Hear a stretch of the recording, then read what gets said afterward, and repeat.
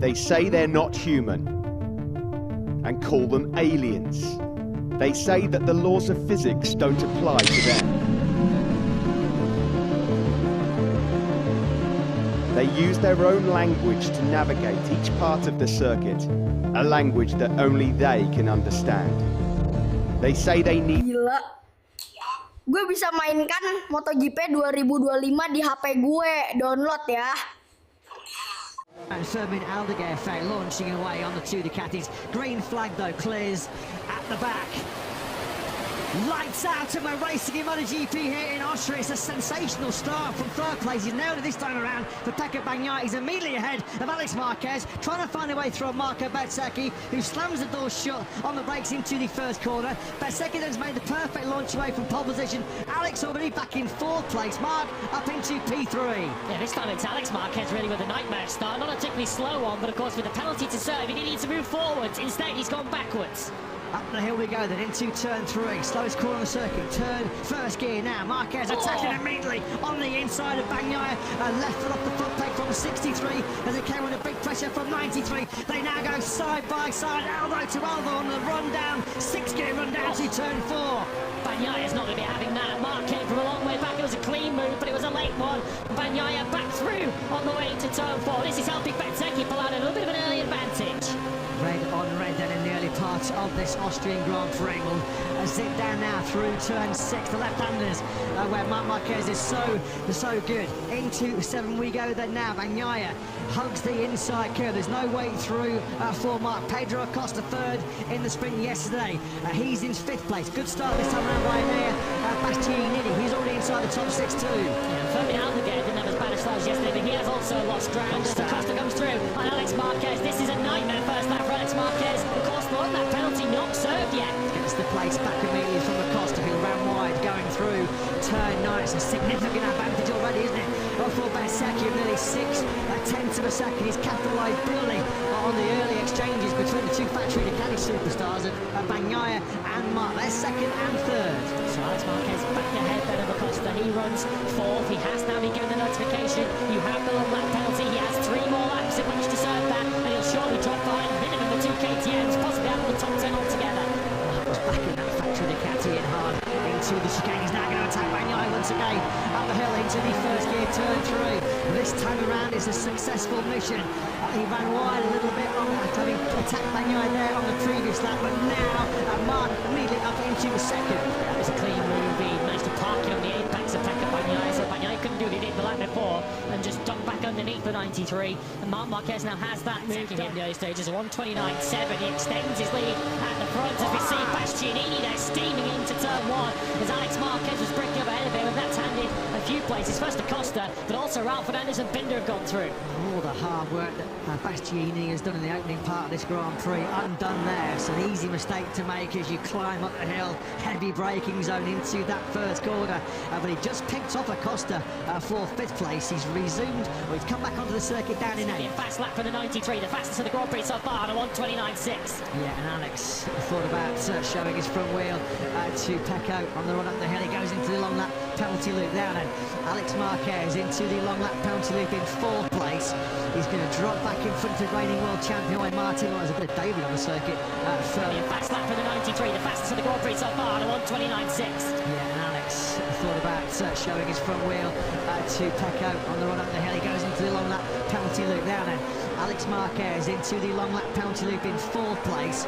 He's going to drop back in front of reigning world champion Martin. There's a bit of David on the circuit further back. So back out on circuit, Alex Marquez in 11th place. Yeah, I think that will be a couple of lower than that because Martin and Morbidelli passed him on the way out. So I think it'll be 13th now, Alex Marquez, as Martin having recovered off the track. Here comes Alex Marquez, looks straight back through on Morbidelli and Martin. Surely there's not enough room for 4 of them into turn 3, and it's Martin that gets mugged. 3 go past it. Yeah, he got real bashed up there, did Martin.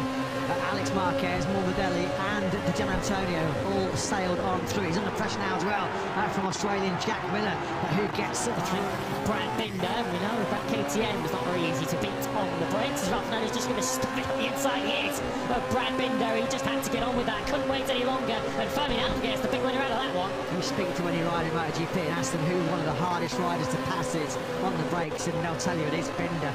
So he had to be a little bit forceful there. What a shocker. Alex Rins, his factory Yamaha teammate, 90. And bringing up the rear of the field, another Yamaha, Miguel Oliveira in 20. Top Yamaha right now, then Miller in a miserable 16th. Here comes Alex Marquez, then he's finally got the move done on Johan Zarco. That's back into the top 10 for Alex Marquez. The problem he's got is he's over 7 seconds off the race lead now, as we told you on lap 9 of 28. So his hopes of getting back into the podium battle feel rather slim from here. Alex Marquez did a 30.7 on the last lap. The leaders were in the 29th. That's how much pace he was losing. Martin goes in hot there now into the first corner, an indication of just how much Kepada is suffering. Marco Bezzecchi at the front of this Grand Prix, that's just about 129.8. Marco Bezzecchi here riding at the best level of his MotoGP career so far, doing such a good job to set a pace that only Marc Marquez at the moment can match, and the rest of them can't match, even though we've got a whole heap of riders doing 130.3s. Alex Marquez is also doing 30.2s at the moment, but the pace is so even. That Jack, something certainly to take into consideration as we tip into the second half of this Austrian Grand Prix. Do you know what? Bezzecchi is Bezzecchi up the pace, bloody out of his skin. He's back in the 129s, 129.817. Something has gone down. It could be Mark's just cooking that front tyre a little bit too much. Yellow flags are out in sector 3. On the top two, you can see Bezzecchi Marquez. It's Jorge Martin, the reigning world champion, out of 15th place. Let's hope that Jorge Martin is going to be quickly back on his feet, because previously when he's been thrown down the road on that factory Aprilia, well, it's roughed him up and left him badly injured. Let's have a look. We're on board with Martin. Let's have a listen.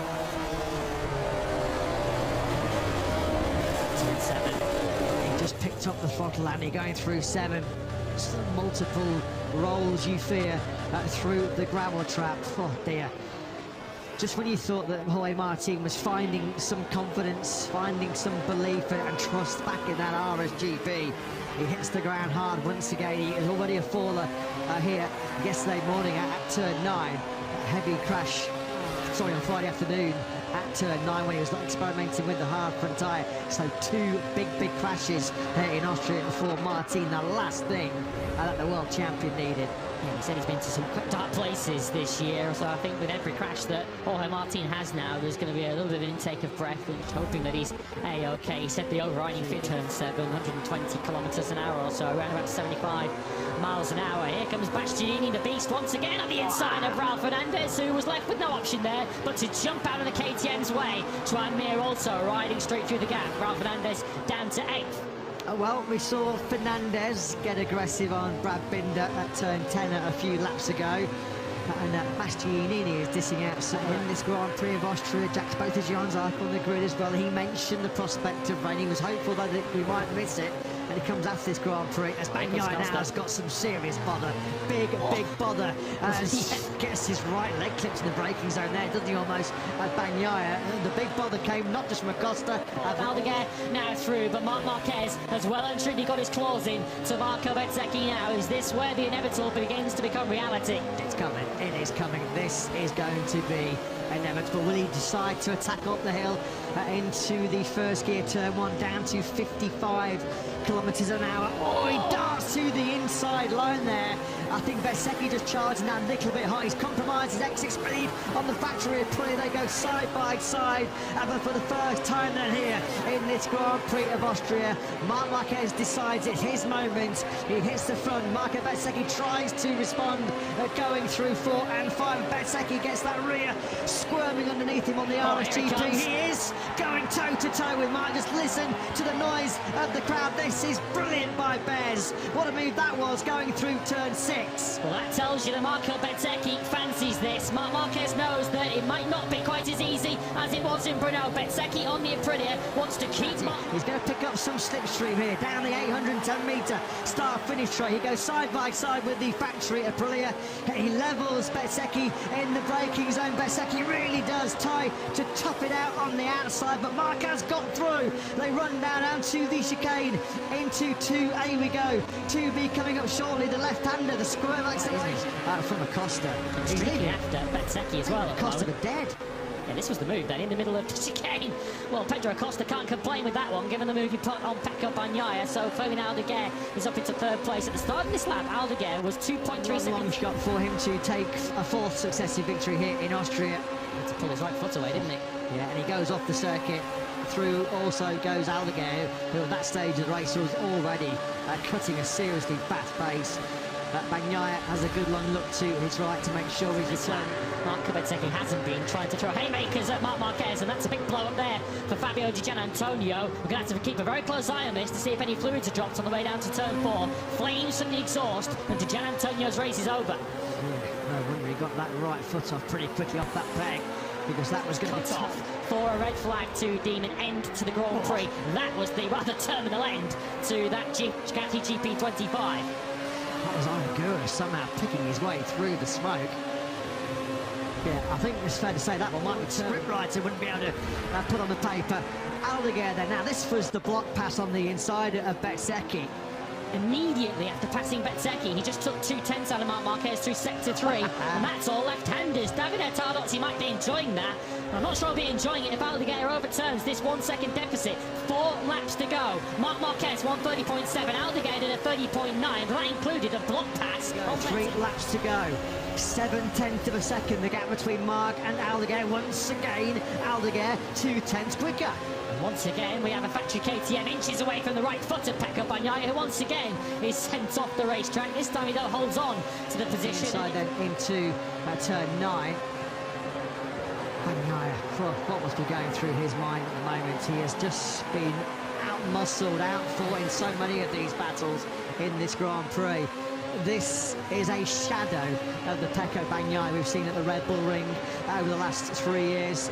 Fair play to him, he is at least trying to withstand this onslaught coming from Mir and Binder. He goes side by side with the South African into 2A, but there's just nothing he can do about it. That Bagnaia now bumped back to a miserable 8th. Well, it's said with the issues that he has and the lack of front-end confidence that it's making him the easiest Right again, he's about to be, for the very first time, the king of the Red Bull Ring. He's had so many close calls, so many late battles against the factory Ducati, against Andrea Dovizioso and Jorge Lorenzo, but he hits them for 6. It is 6 successive victories then now in 2025 for Marc Marquez. It is 6 successive double wins.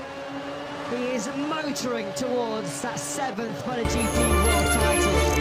Aldeguer takes the next step. Arrived by Aldeguer.